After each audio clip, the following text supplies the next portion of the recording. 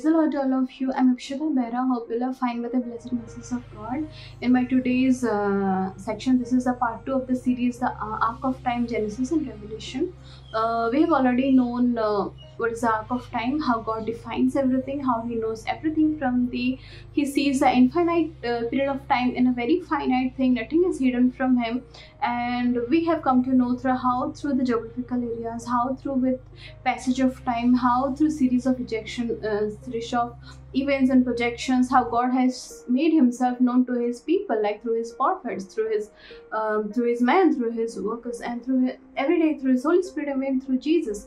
And I've already pointed out there were all total 9 distinctions between Genesis and Revelation, and I've already discussed 3 points which were on creation of heaven and earth on Genesis, and Satan was victorious, and how sin entered into the human race. And we see that in Revelation an exactly opposite, where God was trying to restore everything, and where there is the creation of the new heaven and new earth, where Satan is defeated and death is also defeated, and how sin is banished or everything.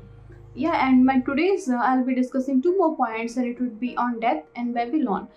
Stick to me. Let's figure this out, how God deals with everything of us. Let the Holy Spirit help us to know the mind of Christ and know His will, how God plans for everything. But what we do plan may not accordingly work out in that way, but if we go step by step, we process everything, and we know God is with us, and His words to effectually speaks in everyday life, through everyday situations, that even through the scripture. Let the Holy Spirit speak to us as we move into this discourse. It will look more into the insights what God is trying to tell us. So yeah, in the 4th point, I'd like to say that death enters the human race. As we know, that death was not present beforehand in the Garden of Eden. Adam was immortal, but since because of the disobedient, death enters the Eden race, death enters into the human race because of disobedient, and because man was thrown out of the Garden of Eden. We see that in Romans 5:10, and that into the Adam, and through Adam, that spread into the whole generation. And so there was fall of mankind, there was curse, and ultimately leading to death. Since death took place and curse was eventually there, and so death took place more and more, and there is no one in this earth who were from Adam and still live till today, and everybody has to die, and we have become mortal. We have separated from God because of the curse, because of disobedience, like I told. And yeah, death enters the human race, and we see that in Genesis.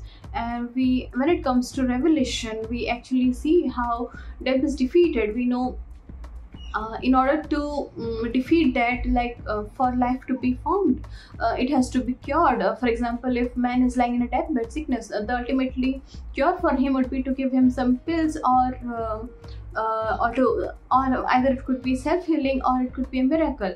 So in the ancient roots, in order to forbid the curse, they used to do the sacrifice, but that could not last long, because man ultimately was sinning more and more, and there was no ultimate sacrifice. But with the intervention of God, with the intervention of Jesus, when He came into the face of the earth, He was the ultimate sacrifice. He died for the whole human race, and there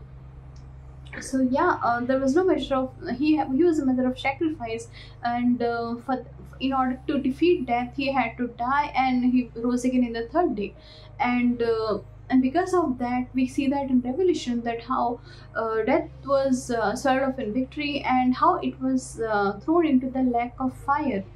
So in Revelation 20:14, we see that death and Hades were both thrown into the lake of fire. So that's how death was defeated and life was formed. Ultimate life was formed. Immortality was again restored and gained by mankind. There was a way that God had formed. In 5th chapter, we see about Babylon. We see how in Genesis that how Babylon is built. And there was judgment on nations, how Babylon is built. Babylon is nothing but a city. We see that in the land of Shinar. We see that in Genesis 11:1-9, the whole 9 chapters. We see how Babylon was formed. When God had banished human race, man was again trying to intervene communicate with God, and they were building towers. They were in one mind, with one unity, one language, and God didn't want that. God had different plans for them. He actually speaks through us in His means, not according how we want to. communicate, rather in his ways. So God wanted him that we should learn. We should learn in our way. Until we learn, He will not come and He will not intervene. So God wanted the man to spread across the nation, to build a race, to build a culture, and live differently in diversity. So the man. So God had to spread the whole mankind, and there were formed various nations, and there was scattering of people and naming of the city. In different nations came different cities and people and race, and what we see today, what most likely we see today, it's the fortunate thing of God that had been occurred through those times. That we see that in Genesis, and how the land of Shinar and Babylon, Tower of Babel is another name for Babylon. In Revelation, we see that Babylon is destroyed and judgment on nations. Why Babylon was destroyed? What is the means of Babylon to be destroyed? That is because the Babylon was a city of the place for demons and corrupt commercialization. Means like many commercialization businesses, out of evil deeds, out of wickedness, there was growing of evil, and more wildfire was growing more and more, and the angels had to come and destroy it. Like it was like the builder and fall into the ocean. For example, the Malsor into the ocean, saying that Babylon will be thrown down with violence and never be found again. Because that city, which was so much evil, corrupt commercialization, has not to be found again.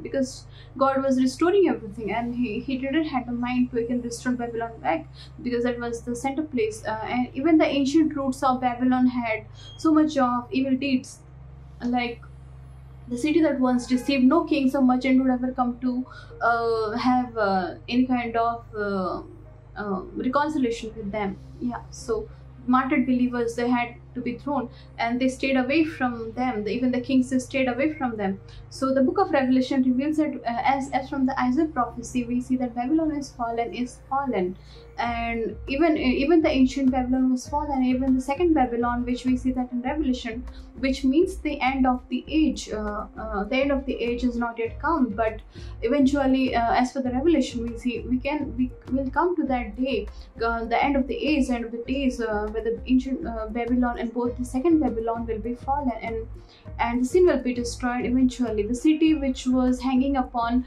which had its beauty, and which had it was told as the beauty, and that has to be destroyed, because that is not the beauty what we see actually in human, which is pure in the eyes of the God. It was actually the wicked behavior, the lascivious, the adulterous, the murderous, and all kinds of sinful nature that God considers abomination, and which is wrathful in sight of God.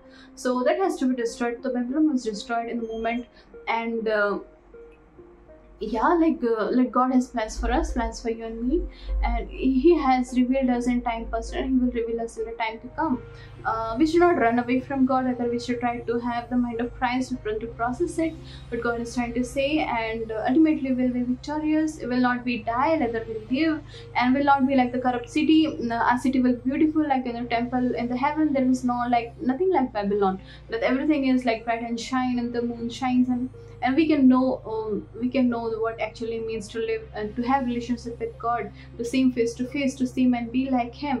So yeah, this is for it, the 2 points which I have. Stay tuned to me for the rest of the points, and stick to God, stick to the word of God, never stray away from Him. Yeah, and God bless you. Have a lovely week ahead, have a lovely life ahead, and be prayerful and be watchful. Yeah, thank you. God bless you. Amen.